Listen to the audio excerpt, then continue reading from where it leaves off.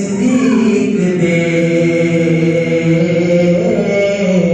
چہرے دا نور لے گئی کدورت صدیق دی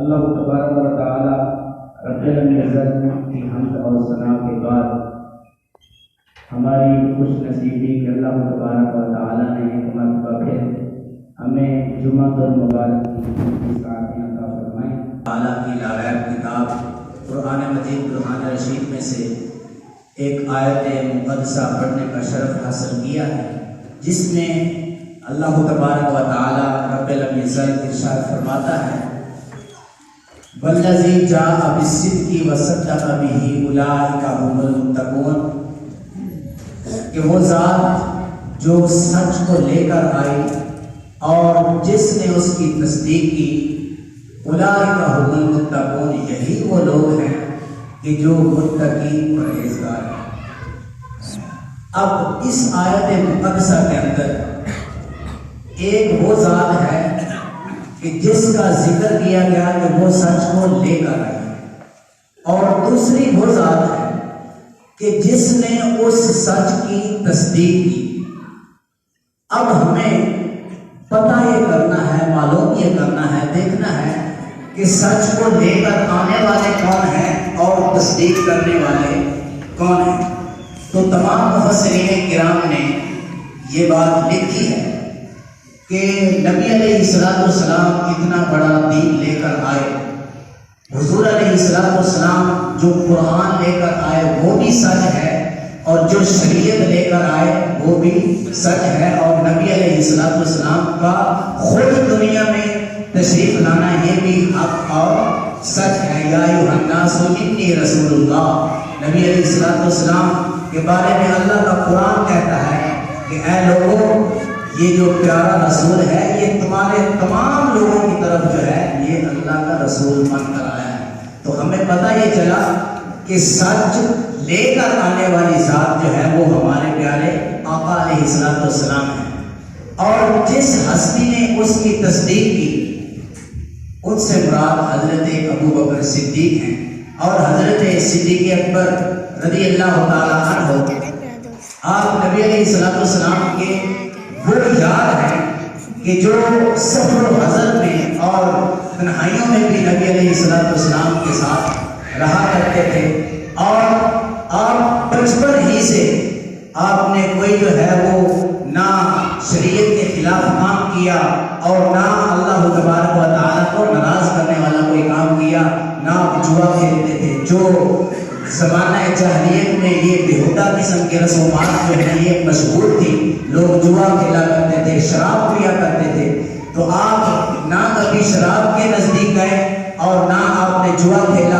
نہ بت پرستی کی، بلکہ آپ کے والد گرامی حضرت ابو قحافہ آپ کو ایک مرتبہ بت خانے میں لے گئے۔ بت خانے میں لے جا کر آپ نے کہا کہ اس بت کو سجدہ کریں، تو حضرت ابو بکر صدیق رضی اللہ تعالیٰ عنہ آپ نے فرمایا کہ ان بتوں کو کس نے بنایا ہے؟ تو انہوں نے کہا کہ ہم نے خود بنایا ہے۔ تو آپ نے فرمایا جو تم نے خود بت بنائے ہیں میں ان کو سجدہ نہیں کر سکتا۔ جب آپ نے سجدہ نہ کیا تو آپ کے والد نے حضرت ابو بکر صدیق کو تھپڑ مارا۔ جب تماچا مارا تو حضرت ابو بکر صدیق رضی اللہ تعالیٰ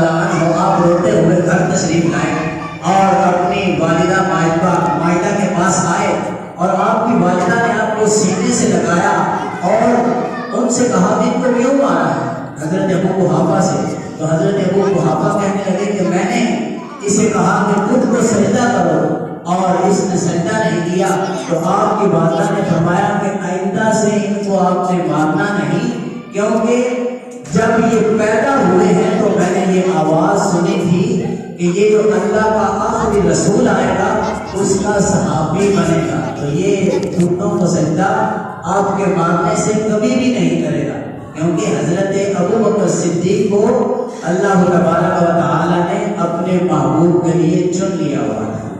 حضرت ابو بکر صدیق رضی اللہ تعالی عنہ آپ تجارت کا سفر کیا کرتے تھے، تجارت کا کام کیا کرتے تھے، تجارت میں جاتے.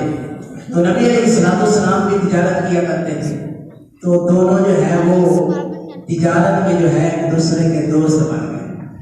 تو نبی علیہ الصلوۃ والسلام ابھی تک حضور علیہ الصلوۃ والسلام نے اعلان نبوت نہیں کیا، لیکن لوگوں کو پتا تھا کہ یہ جو جانتے تھے صاحب کشف لوگ تھے اس وقت، وہ جانتے تھے کہ یہ اللہ کے رسول ہیں. لیکن اعلان نبوت نبی علیہ الصلوۃ والسلام نے 40 سال کی عمر کے بعد کیا.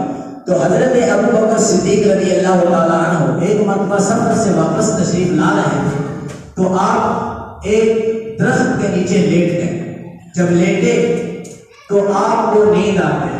نیند آنے کے بعد درخت کی شاخ جھکی اور اس سے آواز آئی کہ تو اللہ کے رسول جو محمد مصطفیٰ بن کر دنیا میں تشریف لائیں گے تو ان کا خلیفہ اول ہوگا.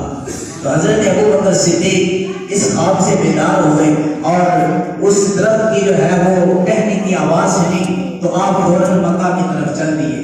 جب مکہ تشریف لائے رات کو سوئے تو آپ نے خواب دیکھا کہ آسمان کا آفتاب جو ہے وہ آپ کی گود میں آ گیا ہے اور ہر طرف جو ہے وہ نور پھیل گیا. آپ اٹھے فوراً نبی علیہ السلام کی بارگاہ میں تشریف لائے. میرے آقا علیہ السلام نے فرمایا کہ ابو بکر کیسے آئے ہیں؟ تو آپ نے عرض کی یا رسول اللہ میں نے سنا ہے لوگ کہتے ہیں کہ آپ نے جو ہے وہ نبوت کا دعویٰ کیا ہے. آپ نے فرمایا ہاں میں اللہ کا رسول بن کے آیا ہوں اور اس بات کو ماننا تسلیم کرنا یہی عقل مندی ہے. حضرت ابو بکر صدیق رضی اللہ تعالیٰ عنہ عرض کرتے ہیں کوئی اس پہ دلیل پیش کر دیجیے. تو میرے آقا علیہ السلام اب دیکھیے لوگ کہتے ہیں حضور کو علم غیب نہیں تھا. اب حضور بیٹھے ہیں مکہ میں، حضرت ابو بکر صدیق رضی اللہ تعالیٰ عنہ آپ سفر کر رہے تھے تجارت کے لیے اور راستے میں نیند آئی. تو نبی علیہ السلام نے بتا دیا کہ میری نبوت کی دلیل جو ہے وہ آپ کا رات والا خواب ہے جو آپ نے سفر میں دیکھا، جو آپ کو ٹہنی سے آواز آئی تھی، میری نبوت کی یہی دلیل ہے. تو حضرت ابو بکر صدیق رضی اللہ تعالیٰ عنہ فوراً نبی علیہ السلام کا کلمہ پڑھ کر جو ہے وہ مسلمان ہو گئے. اور اسی لیے میرے آقا علیہ السلام نے فرمایا اسمہ صدیق فی الدنیا والآخرہ، کہ ان کا نام دنیا و آخرت میں صدیق ہے. حضرت ابو بکر صدیق رضی اللہ تعالیٰ عنہ نے نبی علیہ السلام کے واقعہ معراج کی بھی تصدیق کی. جب ابو جہل نہ مانا میرے آقا علیہ السلام لامکانوں سے تشریف لائے تو آپ کے حضور نے بتایا تو لوگ مان ہی نہیں رہے تھے کہ راتوں رات کیسے آسمانوں پہ جایا جا سکتا ہے، جنت دوزخ کی سیر کر کے بندہ رات میں کیسے واپس آ سکتا ہے. جب ابو جہل نے حضرت ابو بکر صدیق رضی اللہ تعالیٰ عنہ کی بارگاہ میں یہ بات آ کے بتائی کہ اگر کوئی کہے کہ رات بھر میں میں لامکانوں پہ گیا اور عرش اللہ سے اوپر میں نے رب کی زیارت کی اور جنت اور دوزخ کی سیر کی، پھر مسجد اقصیٰ میں جا کر تمام نبیوں کے جو ہے وہ امامت بھی کروائی، تو یہ بات ماننے والی ہے. تو حضرت ابو بکر صدیق کہنے لگے کہ دل تو نہیں مانتا. تو اس نے کہا پھر تیرا یار محمد ہی یہ بات کرتا ہے. حضرت ابو بکر صدیق کہنے لگے کہ اگر میرے محبوب نے یہ بات کی ہے تو پھر یہ بات سچ ہے. تو فوراً حضرت جبریل امین خدمت میں حاضر ہو گئے اور میرے آقا علیہ السلام کی بارگاہ میں آ کے عرض کی یا رسول اللہ حضرت ابو بکر صدیق کو آسمانوں پہ رب صدیق کہتا ہے. حضرت ابو بکر صدیق اس سچائی کے مالک تھے. اور حضرت ابو بکر صدیق رضی اللہ تعالیٰ عنہ جب آپ نے کلمہ پڑھا، اب نبی علیہ السلام کا کلمہ پڑھ لیا، تصدیق بھی کر لی. تصدیق کرنے کے بعد پھر حضرت ابو بکر صدیق نے اپنا مال، جان، تن، من، دھن سب کچھ نبی علیہ السلام کے قدموں پر نچھاور کر دیا۔ میرے آقا علیہ السلام نے ایک مرتبہ فرمایا کہ اسلام کے لیے مال کی ضرورت ہے، تو میرے آقا علیہ السلام کے تمام صحابہ نبی علیہ السلام کی بارگاہ میں مال لے کر آئے۔ حضرت عمر فاروق رضی اللہ تعالیٰ عنہ آپ کہنے لگے کہ حضرت ابو بکر صدیق جو ہیں یہ ہر مرتبہ ہم سے نیکیوں میں آگے بڑھ جاتے ہیں، آج میں حضرت ابو بکر صدیق سے زیادہ مال نبی علیہ السلام کی بارگاہ میں لے کر آؤں۔ تو حضرت عمر گھر گئے اور سارا مال اکٹھا کیا اور آدھا اٹھا کر نبی علیہ السلام کی بارگاہ میں لے کر آ گئے۔ جب آئے تو میرے آقا علیہ السلام نے ان کی یہ عقیدت دیکھ کر آپ نے فرمایا کہ عمر کے لیے جنت واجب ہو چکی ہے۔ اور جب حضرت ابوبکر صدیق آئے تو آپ سارا مال اٹھا کر نبی علیہ السلام کی بارگاہ میں لے کر آ گئے۔ تو میرے آقا علیہ السلام نے پوچھا کہ صدیق گھر میں کیا چھوڑ کے آئے، اپنے گھر والوں کے لیے کیا چھوڑا؟ تو حضرت ابوبکر صدیق رضی اللہ تعالیٰ عنہ میرے آقا کی بارگاہ میں عرض کرتے ہیں، یا رسول اللہ ما ابقیت لهم اللہ ورسولہ، میں اپنے گھر میں اللہ اور اس کے رسول کو باقی چھوڑا ہے۔ یہ حضرت ابوبکر صدیق کی اسلام کے لیے عقیدت اور خدمت اسلام کا جذبہ یہ تھا کہ سارا گھر کا مال اٹھا کر اپنے آقا کی بارگاہ میں پیش کر دیا۔ میرے آقا علیہ السلام کے اس غلام حضرت ابوبکر صدیق نے اپنی ساری زندگی نبی علیہ السلام کی شریعت کے مطابق گزاری۔ کبھی نبی علیہ السلام کی، آج ہم لوگ جو ہے وہ چاہتے ہیں کہ اسلام ہمارے تابع ہو جائے، ہم اسلام کو اپنے تابع کرنے کی کوشش کرتے ہیں، لیکن حضرت ابوبکر صدیق رضی اللہ تعالیٰ عنہ آپ نے اپنی ساری زندگی اسلام کے تابع گزار کے یہ ہمارے لیے ایک نمونہ قائم کیا کہ لوگوں اسلام کو کبھی اپنے تابع کرنے کی کوشش مت کرنا، بلکہ خود اللہ تبارک و تعالیٰ قرآن میں بھی کہتا ہے نا، یا ایھا الذین آمنوا ادخلوا فی السلم کافہ، کہ اے ایمان والو جب تم نے کلمہ پڑھ لیا ہے تو کلمہ پڑھنے کے بعد اب تمہاری مرضی نہیں چلے گی بلکہ مرضی اللہ اور اس کے رسول کی چلے گی۔ تو مرضی اللہ اور اس کے رسول کی جو ہو اس کے مطابق چل کر تب جا کے بندہ جو ہے وہ کامل مومن بنتا ہے۔ تو حضرت ابوبکر صدیق رضی اللہ تعالیٰ عنہ آپ ان کامل مومنوں میں سے تھے کہ جو یا ایھا الذین آمنوا ادخلوا فی السلم کافہ کا عکس تھے۔ حضرت ابوبکر صدیق ایک مرتبہ میرے آقا علیہ السلام مسجد نبوی کے اندر بیٹھے ہوئے تھے، تو آپ نے فرمایا آج کسی نے روزہ رکھا ہے؟ تو کوئی نہ بولا۔ حضرت ابوبکر صدیق کھڑے ہوئے، آپ نے فرمایا میں نے روزہ رکھا ہے۔ پھر فرمایا کسی نے کسی مریض کی عیادت کی ہے؟ کوئی نہ بولا۔ پھر حضرت ابوبکر صدیق کھڑے ہو گئے۔ پھر نبی علیہ السلام نے پوچھا کہ آج کسی نے کسی کا جنازہ پڑھا ہے؟ کوئی نہ بولا۔ حضرت ابوبکر صدیق پھر کھڑے ہو گئے۔ آپ نے پھر پوچھا کسی نے کسی یتیم کو کھانا کھلایا ہے؟ کوئی نہ بولا۔ حضرت ابوبکر صدیق پھر کھڑے ہو گئے۔ تو میرے آقا علیہ السلام نے حضرت ابوبکر صدیق کو سینے سے لگایا اور آپ نے فرمایا کہ جس بندے کے اندر یہ صفات پیدا ہو جائے پھر اس کے جنتی ہونے میں کوئی شک نہیں رہتا۔ تو یہ مقام تھا حضرت ابوبکر صدیق کا کہ آپ دین اسلام کا ہر نیک کام، آپ کا یہ جذبہ تھا اور عقیدت تھی کہ آپ کا دل یہ چاہتا تھا کہ کوئی نیک کام ایسا نہ ہو کہ جو جس کو کرنے سے صدیق رہ جائے۔ یہ مقام تھا حضرت ابوبکر صدیق کا، اور اسلام سے یہ محبت اور عقیدت تھی حضرت ابوبکر صدیق کی۔ اسی لیے شاعر کہتا ہے چارے یار نبی دے عاشق دے کوئی تیسرا چارہ ورگا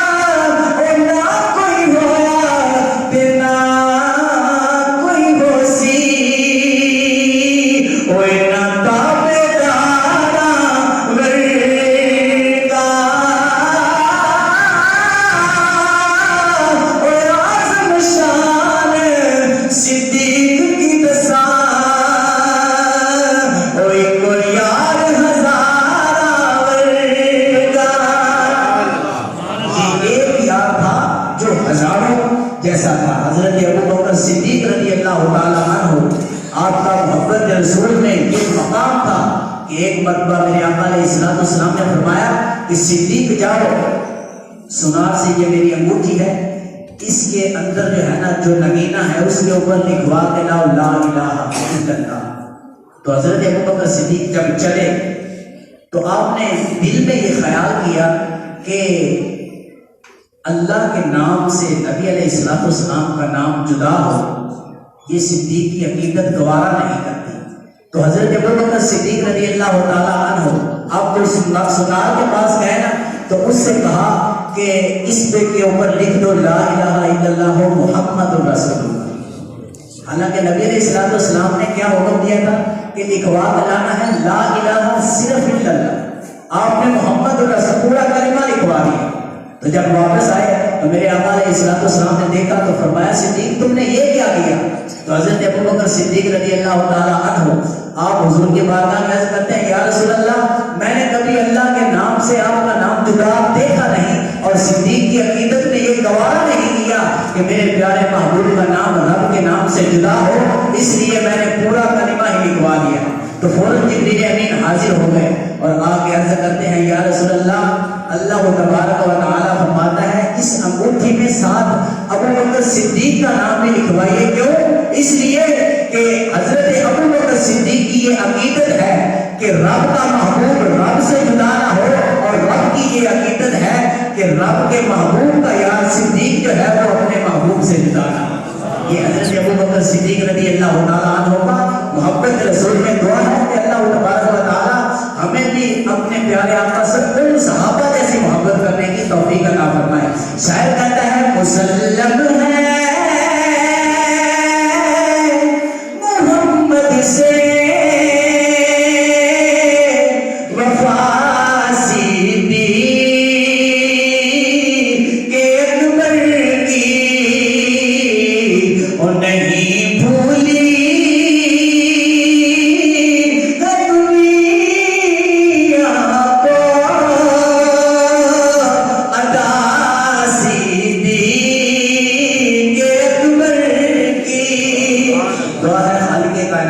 ہمیں نبی علیہ السلام سے صحابہ جیسی محبت کرنے کی توفیق عطا فرمائے۔ وما توفیقی الا باللہ۔